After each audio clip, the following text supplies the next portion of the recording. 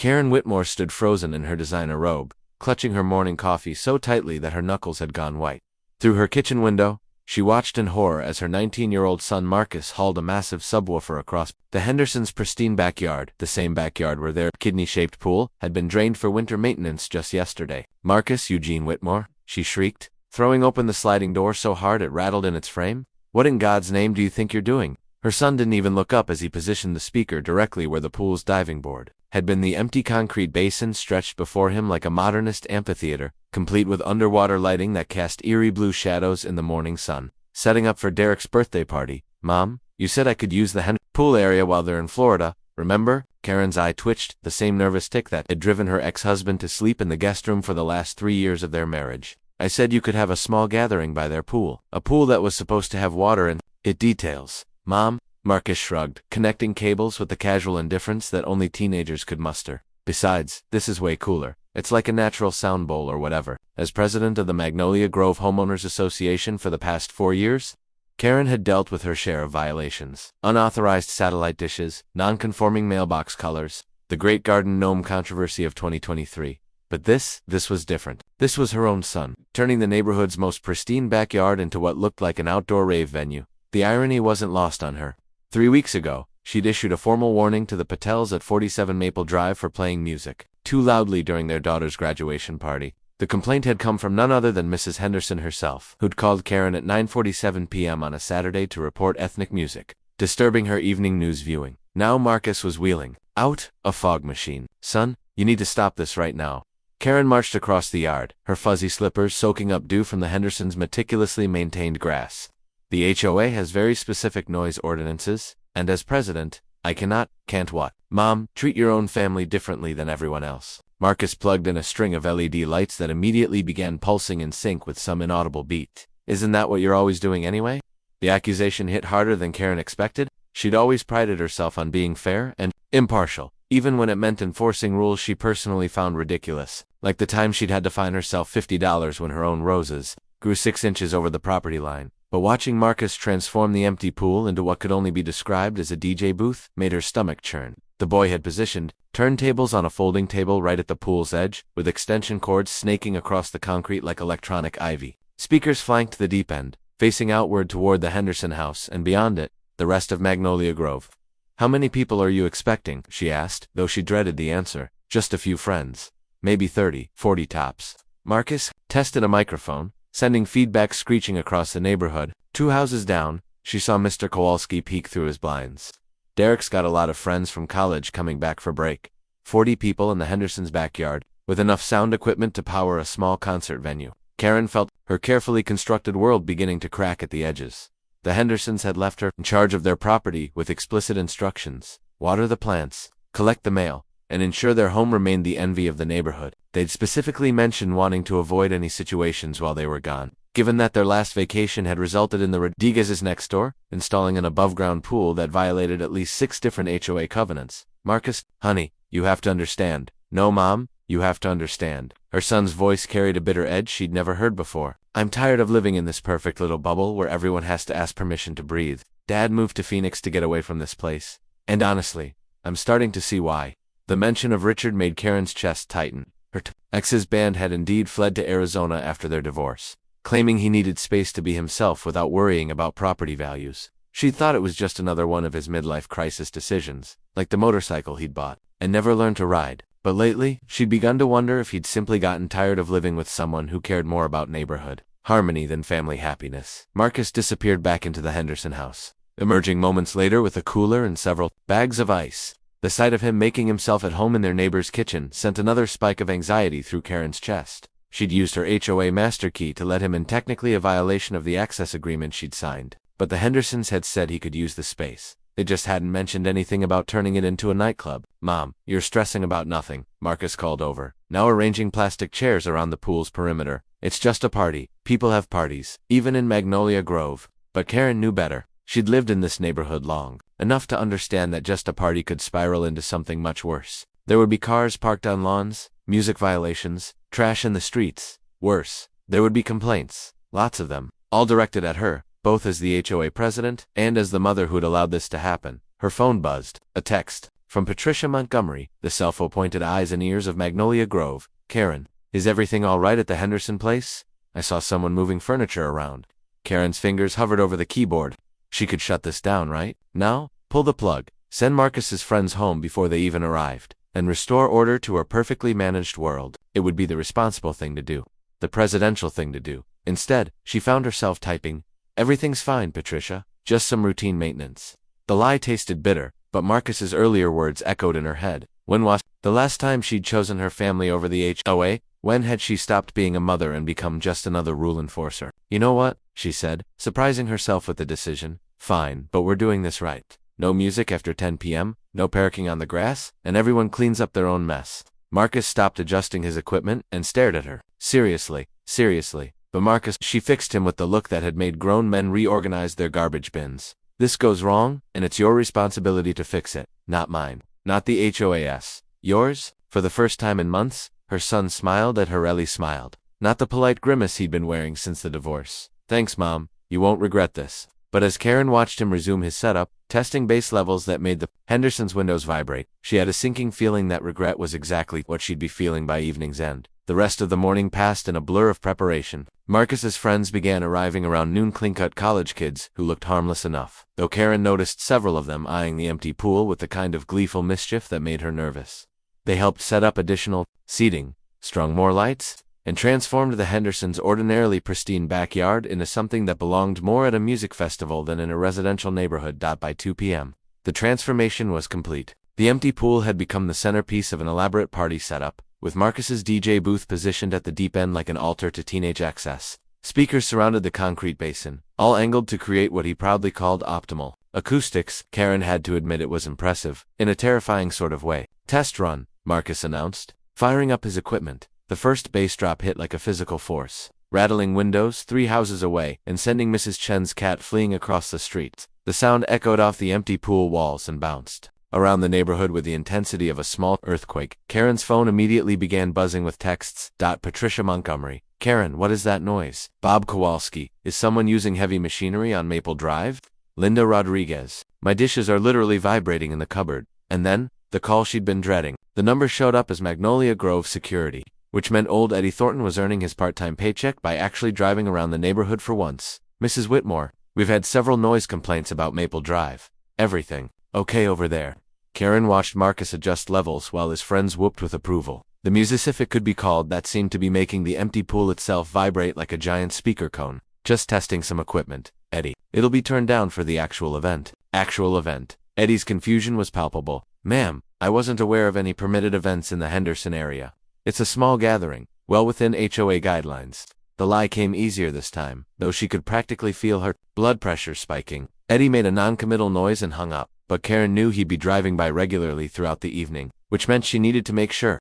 The bass hit Karen like a physical wall as she approached the Hendersons' backyard. What had been moderately loud music an hour ago had transformed into something that seemed to vibrate through her bones. She could feel it in her chest, her teeth. Even her wedding ring was humming against her finger in sympathetic vibration. "Marcus," she called out, but her voice was completely swallowed by the thunderous sound system. The scene before her had evolved beyond her worst nightmares about teenage parties. The empty pool now served as a natural amphitheater, with partygoers arranged in concentric circles around its perimeter. Some sat on the edge with their legs dangling into the empty deep end. Others had climbed down into the shallow end itself, using the pool's built-in steps and benches as impromptu seating areas. But it was the group gathered at the diving board that made Karen's heart skip several beats. 3 young men she didn't recognize were taking turns jumping into the empty pool, not diving, thankfully, but launching themselves from the board and landing with practiced rolls on inflatable mattresses. Someone had dragged down into the deep end. Each impact echoed like a gunshot, amplified by the concrete walls and the strategically placed speakers. "This is insane," one of them yelled, climbing back up the pool's ladder. "It's like bungee jumping without the bungee." Karen pushed through the crowd, her panic rising with each step. These people weren't just attending a party, they were actively endangering themselves on property. She was responsible for protecting. If someone got hurt, if someone broke their neck jumping into an empty pool, the liability would fall squarely on her shoulders. "Excuse me," she said, grabbing the arm of the next would-be jumper. "You cannot do this. It's incredibly dangerous." And the young man turned to look at her with glassy eyes and a grin that suggested he'd been drinking for some time. "Lady, relax. We know what we're doing. Brad here used to be on the gymnastics team. I don't care if he used to be an Olympic athlete. Karen shouted over the music. You're jumping into an empty concrete pool. Someone's going to get seriously hurt. But her protests were lost in the chaos.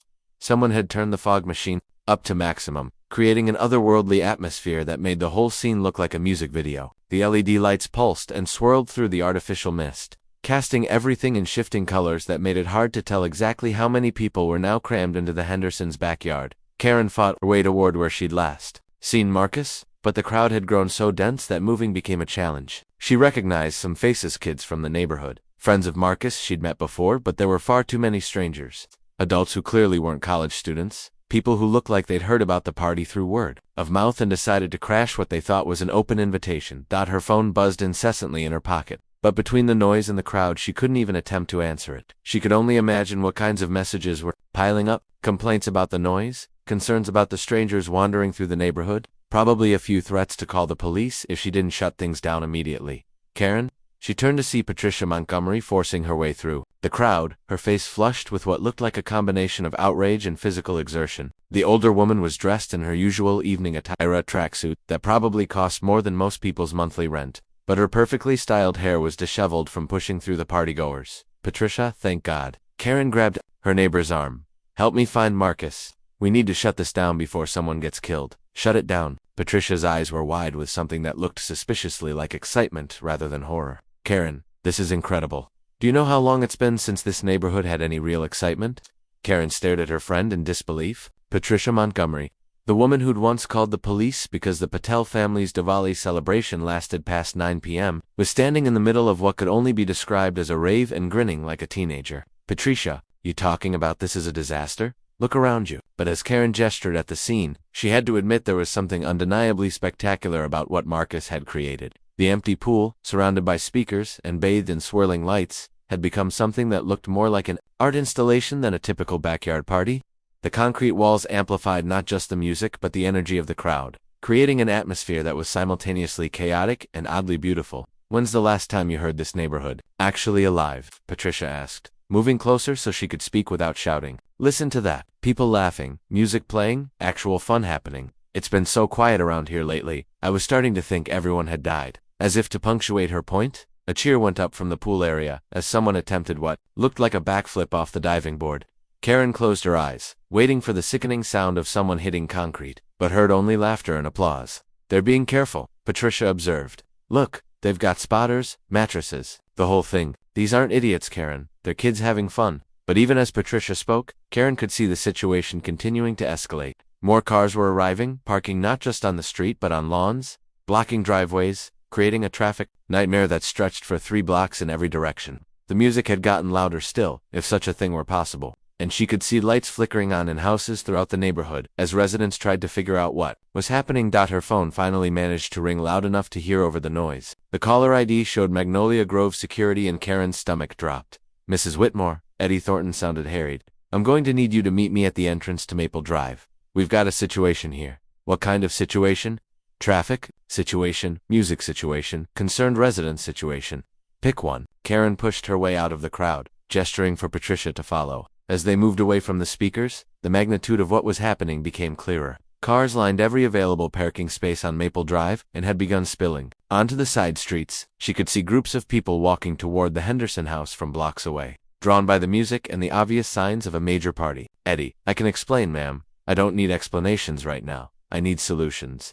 I've got Mrs. Chen calling every 10 minutes about the noise. 3 different families complaining about strangers walking through their yards, and someone's blocked the Kowalski's driveway so completely they can't get their car out for Mrs. K's dialysis appointment. The dialysis appointment. Karen had completely forgotten that Mrs. Kowalski had standing medical appointments that required her to leave the neighborhood by 7 p.m. every Tuesday and Thursday. Blocking her access wasn't just inconsiderate, it was potentially life-threatening. Handle it, Karen said, though she had no idea how. Give me 15 minutes. Karen, you've got maybe 5 minutes before I have to call the real police. And when that happens, this stops being a neighborhood issue and starts being a public safety issue.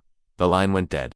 Karen stood in the street, surrounded by the chaos her son had created, and felt the weight of every decision that had led to this moment. She'd chosen to trust Marcus over her own instincts. She'd lied to the Hendersons, to Eddie, to herself, about what this party would become. And now she was facing the complete collapse of everything she'd worked to build as HOA president. Patricia, I need your help, she said, turning to her friend. Can you start directing cars to park on Elm Street instead of blocking driveways? I need to get to Marcus and figure out how to dial this back before a crash from the direction of the pool cut her off mid-sentence. Not the sound of someone hitting concrete, but the unmistakable noise of something expensive breaking. Ran back toward the backyard, arriving just in time to see Marcus standing next to what had been his main mixing board, now in several pieces on the concrete pool deck.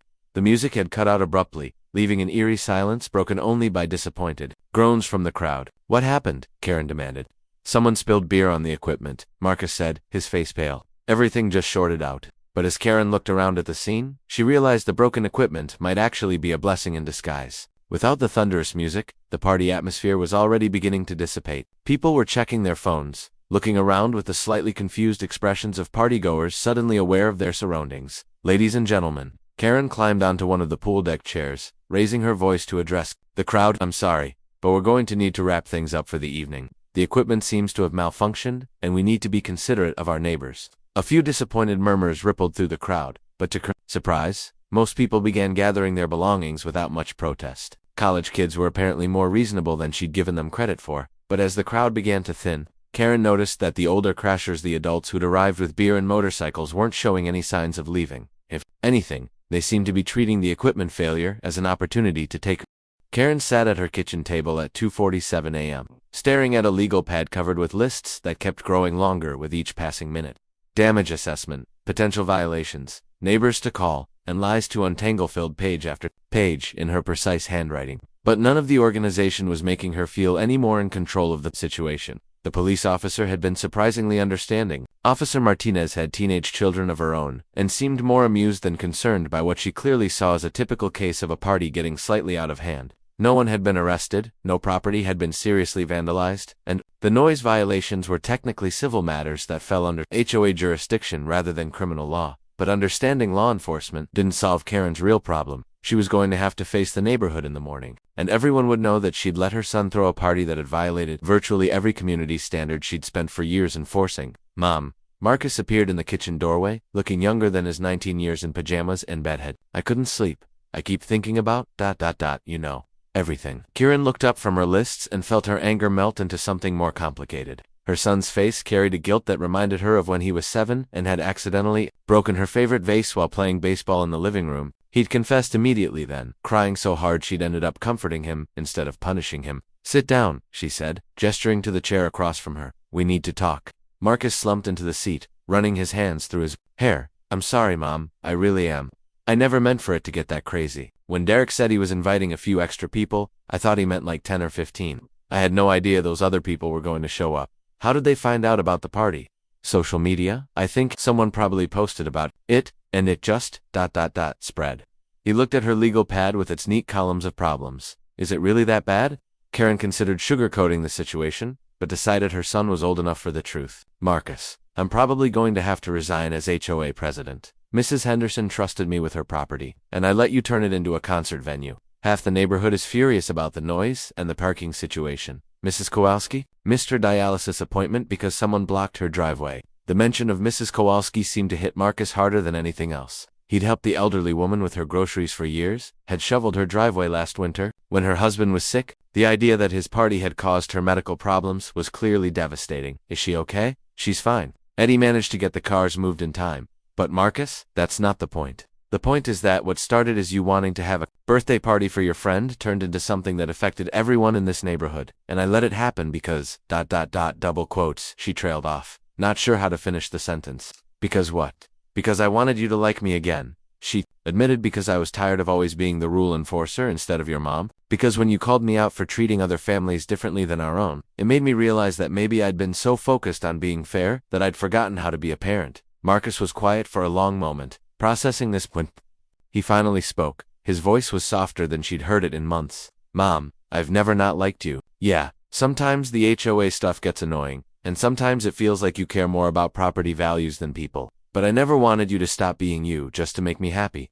Then what did you want? I wanted you to trust me, to believe that I could handle having friends over without destroying the neighborhood. I wanted to prove that I'm not just some irresponsible kid who needs constant supervision. He gestured helplessly at the legal pad. Obviously, I screwed that up pretty badly. Karen reached across the table and took her son's hand. You know what the funny thing is? For the first few hours, you were handling it perfectly. The setup was impressive. The music was at reasonable levels. Your friends were being respectful. It was only when those other people showed up that things got out of control. So what do we do now? That was the question that had been keeping Karen awake. Her phone had been buzzing constantly since the party ended. Texts from neighbors, missed calls from other HOA board members, and 3 increasingly frantic voicemails from Patricia Montgomery, who'd apparently sobered up from her party enthusiasm, and was now panicking about the political implications. Now we face the consequences, Karen said. Today, actually I'm going to call an emergency HOA meeting.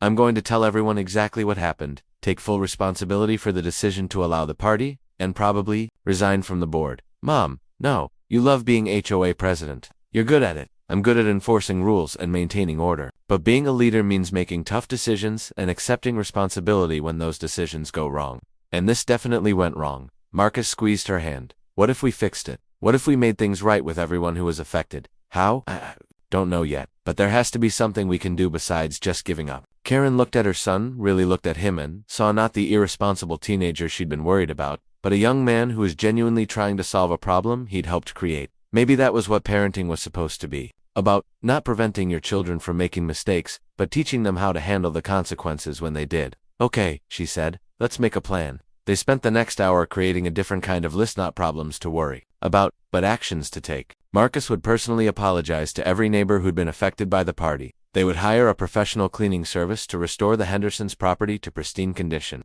Karen would call a neighborhood meeting to address everyone's concerns face-to-face, rather than hiding behind official HOA procedures. But as the sun began to rise over Magnolia Grove, Karen discovered that their biggest challenge wouldn't be making amends with angry neighbors. It would be dealing with the unexpected consequences of a party that had somehow become the most talked-about event in the neighborhood's 15-year history. Her phone rang at 6:15 a.m. The caller ID showed Eleanor Henderson, and Karen's stomach immediately dropped to somewhere around her ankles. Eleanor, hi. I was just about to call you, Karen. Darling, we just got the most interesting phone call from our neighbor in Tampa. Apparently, someone posted video of Robert's pool area online, and it's gone completely viral. We've had different people contact us about renting our backyard for events. Can you believe it? Karen fumbled for words while staring out her kitchen window at the Henderson property, which still bore obvious signs of the previous night's chaos despite Marcus's early morning cleanup efforts. Eleanor, I should probably explain. Oh, I know all about the party. Dear Patricia Montgomery called us around midnight, absolutely beside herself with excitement. She said it was the most spectacular thing she'd ever seen in Magnolia Grove. Robert and I are actually quite impressed that someone figured out how to make such creative use of an empty pool. This was not the conversation Karen had been expecting. She'd spent hours preparing for anger, threats, possibly even lawsuits. She had not prepared for enthusiasm. You'd single quotes read ... not upset. Upset, Karen. We've been trying to figure out what to do with that pool for months. The maintenance costs are astronomical, and we hardly ever swim anymore. But if it can be repurposed as an event space, well, that's just brilliant innovation, isn't it? Karen sat down heavily, her carefully prepared apology suddenly irrelevant. Eleanor, there was significant noise, property damage to your roses, and we definitely violated several HOA regulations. All fixable problems. Dear, the important thing is that someone finally brought some life to this neighborhood. Patricia said there were people laughing and dancing and actually having fun. When's the last time you heard genuine laughter in Magnolia Grove? The question echoed what Patricia had said during the party, and Karen realized she couldn't immediately answer it. When was the last time she'd heard laughter in their perfectly manicured, rule-abiding neighborhood? When was the last time she'd seen neighbors actually talking to each other instead of just exchanging polite nods and passive-aggressive HOA violation notices? We'll discuss the details when we get back next week, Eleanor continued. But Karen, I want you to know that Robert and I aren't angry. We're intrigued. Maybe it's time this neighborhood learned how to have a little fun. The call ended, leaving Karen staring at her phone in confusion. She'd been prepared for disaster management, not enthusiastic endorsement from the property owners themselves. Marcus wandered into the kitchen, already dressed and carrying a thermos of coffee. I'm heading out to start the apology tour. Kowalski first, then the Chens, then everyone else on the complaint list. You want to come with me, Marcus? Wait. Karen held up her phone. That was Mrs. Henderson. She's not angry about the party. She's excited about it. Her son stopped mid-step, coffee thermos halfway to his lips. What? Apparently, someone posted video of your setup online, and it's gone viral. The Hendersons are getting calls from people who want to rent. 2 weeks later, Karen's dining room had been transformed into mission control for what Patricia Montgomery insisted on calling Project Community Renaissance. Charts covered every wall, showing everything from noise ordinance research to vendor contact information to proposed event timeline flowchart. Her dining table groaned under the weight of HOA regulation binders, community event planning guides, and 3 different laptop computers, running spreadsheets that tracked everything from insurance requirements to porta-potty rental costs. The liability waiver language needs to be more specific about assumption of risk for unusual venue configurations, Bob Kowalski announced, adjusting his reading glasses as he reviewed the latest draft of their legal documentation. Since volunteering to handle the technical aspects, he'd thrown himself into the project with the intensity of someone designing a space mission rather than planning a neighborhood party. And we need to add a clause about social media posting. Consent, added Mrs. Chen, who'd revealed an unexpectedly thorough understanding of event marketing during their second planning meeting. After what happened with Marcus's party going viral, we need to control the narrative from the beginning. Karen looked around her transformed dining room and marveled at how quickly her neighbors had organized themselves into something resembling a professional event planning committee. Patricia had appointed herself director of community outreach and was already coordinating with similar committees in 3 other neighborhoods. Mrs. Chen had claimed the title of marketing and communications coordinator and had created a logo for what they were now calling the Magnolia Grove Community Connection Festival. Even Marcus had been assigned an official role as technical advisor and youth liaison, which mostly meant testing sound levels and recruiting college students to help us set up. What's the latest count on confirmed attendees? Karen asked. She wasn't sure she wanted to know the answer. Patricia consulted her clipboard with the satisfied expression of someone whose organizational skills were finally being properly utilized. We're at 247 confirmed households from Magnolia Grove and the surrounding subdivisions, plus approximately 150 individual RSVPs from what Marcus calls the college crowd. Mrs. Rodriguez has coordinated with the Food Truck Association to have 6 vendors on site, and Bob's acoustic analysis suggests we can handle up to 400 people without exceeding noise ordinance limits. 400 people. Karen tried to wrap her mind around the number. Marcus's unauthorized party had hosted maybe 80 people at its peak, and that had felt overwhelming. But somehow, the idea of 400 people attending a properly planned, officially sanctioned community event felt less terrifying than 80 people showing up uninvited to jump into an empty pool. Insurance update, she asked Bob, who'd become their unofficial legal expert through sheer determination and access to his retired lawyer brother-in-law. Covered, Bob replied with satisfaction. The HOAS event insurance policy will handle up to 500 attendees for community-organized activities, provided we meet all safety requirements and have proper permits, which we do. He tapped a thick folder labeled Official Documentation. Every form filed, every fee paid, every regulation satisfied. What about the neighbors who aren't participating? Karen asked. This had been her biggest concern since the project began. While most of Magnolia Grove had embraced the idea of a community festival, there were holdouts residents who saw the whole thing as an unnecessary disruption of their quiet neighborhood lifestyle. The Hendersons are officially hosting, which gives us legal access to the venue, Patricia reported. The Kowalskis are providing electrical hookups from their garage. The Chens are handling waste management logistics. And Marcus has somehow convinced Derek's friend with the audio engineering major to donate professional sound equipment that meets all city noise requirements. That's not what I meant, Karen said gently. I meant the people who've made it clear they don't want any part of this. Mr. Steinberg, the Washingtons, old Mrs. Pike, are we just ignoring their concerns? The room went quiet. This had been the elephant in the room since their first planning meeting, the fact that not everyone was thrilled about turning Magnolia Grove into a festival venue, even temporarily. Marcus looked up from the sound equipment specifications he'd been reviewing. What if we made it voluntary but inclusive? Like anyone who doesn't want to participate can opt out completely, but anyone who changes their mind is welcome to join at any time. How would that work practically? Mrs. Chen asked. Buffer zones, Bob suggested, warming to the problem-solving aspect. We set up quiet areas around the homes of residents who've requested them. No amplified sound directed toward their properties. Designated parking that doesn't block their access. Maybe even noise monitoring stations to ensure we're staying within agreed-upon limits. And, Patricia added with the diplomatic skill that had made her such an effective HOA board member, we make sure everyone understands that this is a one-time experiment. If it works and people want to make it annual, we'll vote on it. If it doesn't work, we go back to the traditional neighborhood model. Karen nodded, though she suspected that if the festival was successful, there would be no going back to the old Magnolia Grove. Something fundamental had shifted in the neighborhood's DNA since Marcus's party, and she wasn't sure whether that was good or bad yet. Speaking of experiments, she said, pulling out her own folder, I've heard from 3 other HOA presidents who want to observe our event as a potential model for their communities, and the city council has asked if they can send someone to document our permit process for other residential neighborhoods. We're becoming famous, Marcus observed with a grin. We're becoming a case study, Karen corrected, which means everything has to be perfect. No mistakes, no last-minute surprises, no equipment failures, and absolutely no uninvited guests turning the whole thing into chaos. as if summoned by her words, the doorbell rang. Karen glanced through the window and felt her carefully maintained composure slip slightly. Standing on her porch was Derek Hoffman, the birthday boy, whose party had started this entire chain of events, accompanied by two people she didn't recognize, but who looked suspiciously like the adults who'd crashed. Marcus's original party. Did we invite Derek to this planning meeting? She asked Marcus quietly. No, her son replied, looking as confused as she felt. He's supposed to be back at college. Karen opened the door to find Derek wearing an expression that was part sheepish, part excited, and part something she couldn't identify but didn't like. Hey, Mrs. Whitmore. Sorry to interrupt, but I heard about the big community festival you're planning, and I wanted to talk to you about something important. What kind of something? Karen asked, very much not liking the direction this conversation seemed to be heading. Well, my friends and I have been thinking about that night at the pool, and how amazing it was, and how maybe there's a way to make the community festival even better than what you're planning.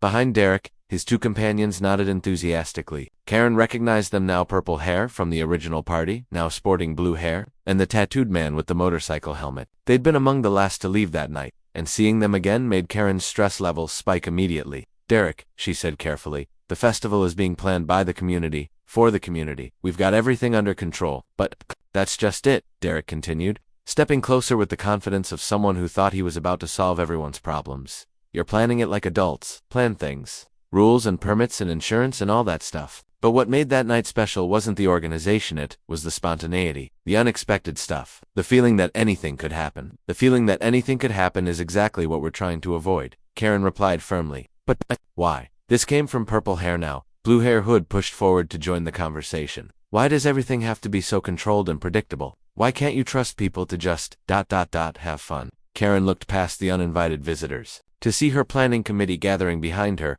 drawn by the commotion. Patricia had her clipboard clutched protectively against her chest. Bob was frowning over his glasses, and Mrs. Chen was already reaching for her phone, probably to call security. But Marcus stepped forward before she could respond, because, he said, addressing Derek directly, fun without planning turns into chaos, and chaos hurts people. Mrs. Kowalski almost missed her dialysis appointment because of the chaos from my party. People's cars got blocked in, neighbors couldn't sleep, and my mom almost lost her job because she trusted me to handle things responsibly.